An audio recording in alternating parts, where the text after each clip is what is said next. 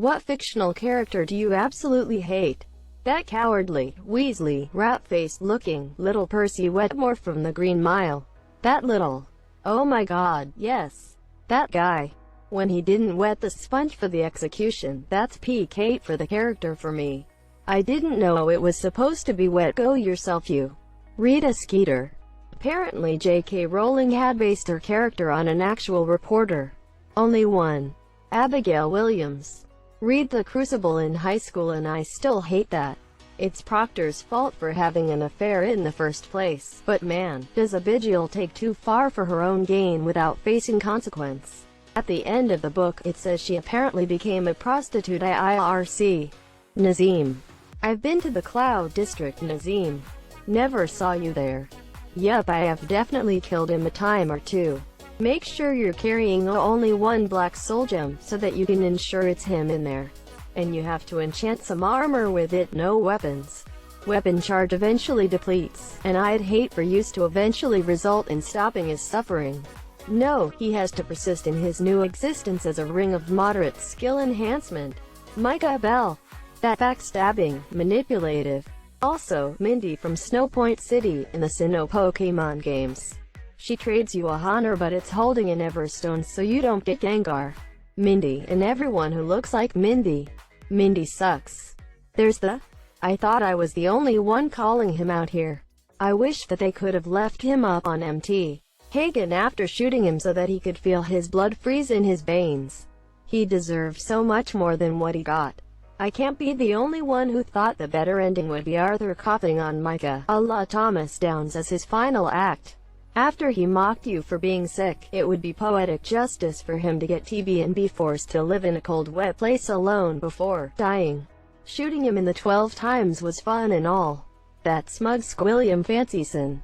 I had a childhood friend named Edward Williams, and one random day we caught on that we could start calling him Squidward Squilliams since both those names appeared in SpongeBob.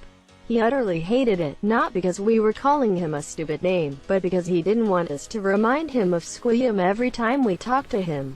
I honestly can't stand Janice from Mean Girls. At first I was cool with her, but then I watched it high and she's one of the biggest in the movie. She's basically as bad as Regina. Think about it this way. If Regina is a snake and is a person, then what kind of person would be best friends with her?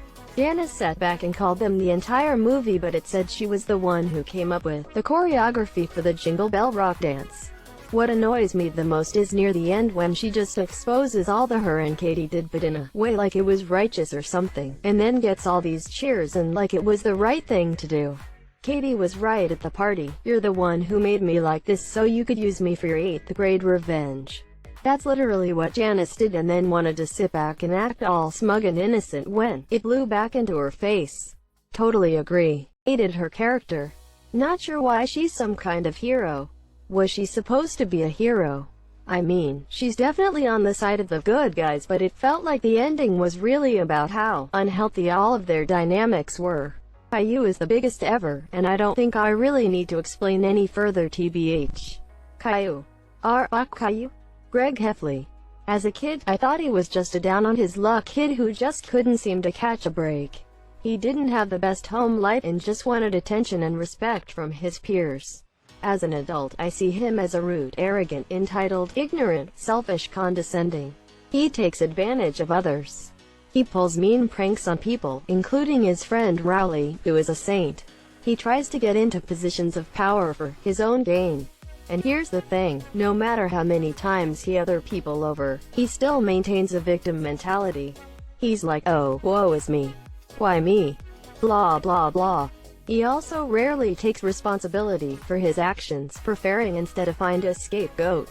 Greg Heffley is like an older version of Bart Simpson.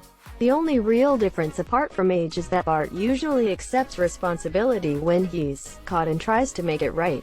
Here's my 2 cents. Wouldn't mind an annotated version of the first book where adult Greg reads his old diary and reflects on how much of a shithead he was in middle school. Not so much a single character as a trope. The super intelligent person who's always 5 steps ahead and never makes any mistakes. Strangely enough, I'm reading the complete Sherlock Holmes series right now, and he doesn't bother me as much as he does up on occasion. Sherlock Holmes of the books is not as super intelligent as it's portrayed on movies or TV. I felt him like an average guy but with an attention to details higher than the average.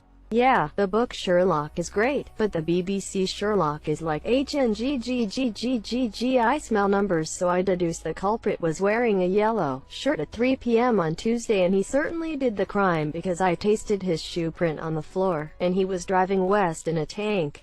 Nurse Ratched from One Flew Over the Cuckoo's Nest, a cold, heartless tyrant rather than the caregiver a nurse is expected to be. She's the personification of the dehumanizing effect of living under authoritarian rule. I guess there's a difference between characters you hate because they are well portrayed, exactly as the director intended, and characters you hate because they're just annoying you. Nurse Ratched and Kai Wynn are both good examples of the former. I like that I hate them. Both played by Louise Fletcher. Show Tucker from FMAB. Yes. Thank you. Fun fact, in the manga whenever a character dies, there's a clip at the end of the manga showing the character ascending to heaven. Even the homunculi went to heaven. Show Tucker was the only character shown being ripped down to. I know. I always laughed when I saw that. Trish from Jessica Jones acts like she hated the spotlight her mom put her in, then spends all of her time being the victim, and doing anything to stay relevant. Couldn't even handle the fact that Jessica had powers. Couldn't deal with the fact that she wasn't the special friendship. Threw everything away and actively put them all in danger just so she could try and get powers. Hated every one of her scenes. I absolutely agree. However, in regards to doing anything to stay relevant, I could see myself being the same way if my best friend and sister had superpowers. Honestly, I think a lot of us would have tried the serum she tried to get powers. I would still be supportive of her and I wouldn't throw everything away. But if I could be a ninja superhero without much effort, I'd drink the tea, sis. Saul's brother Chuck from Better Call Saul. Chuck.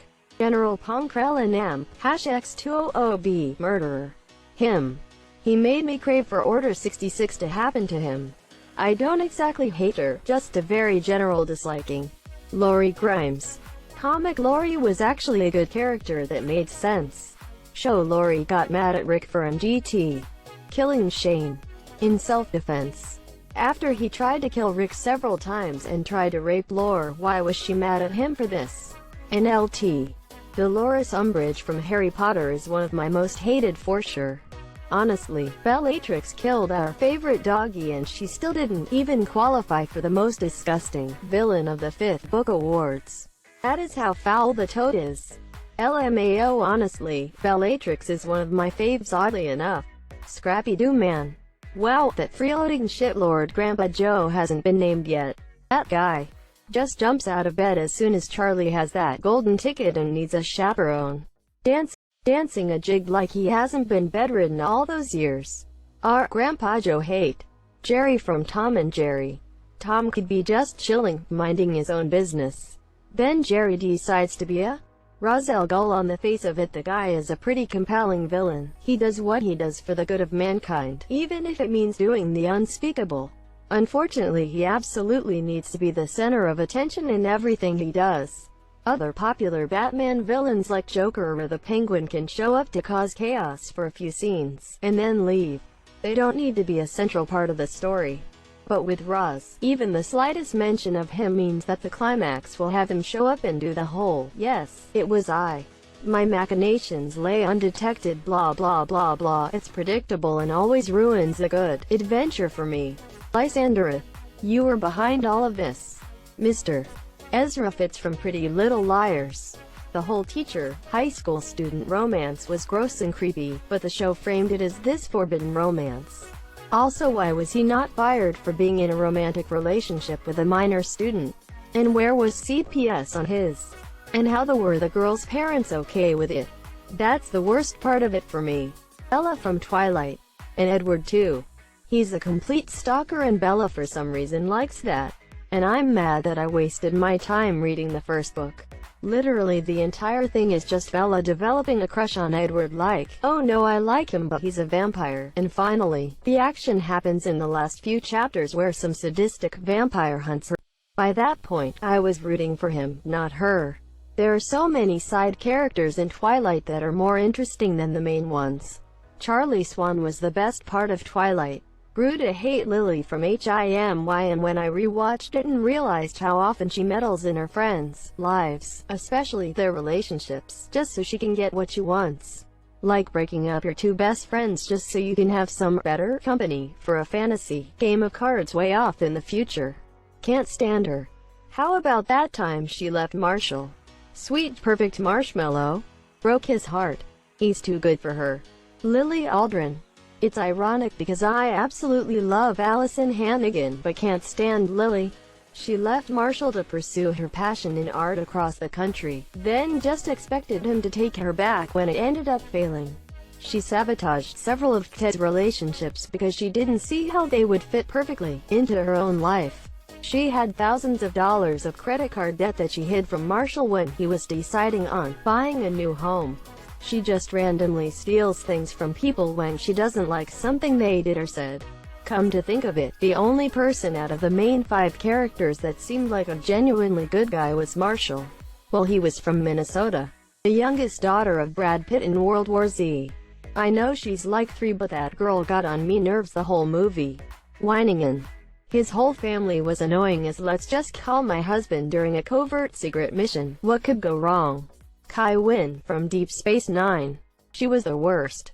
That old prick in The Last Airbender that turned in the Earthbender that saved his life and got him sent to prison. He was a piece of. I hate Brian from Family Guy with a passion. That episode where Quagmire absolutely ripped him a new was to me. He's such a piece of. That's such a great speech. Brian, I'm trying to establish a friendship with you.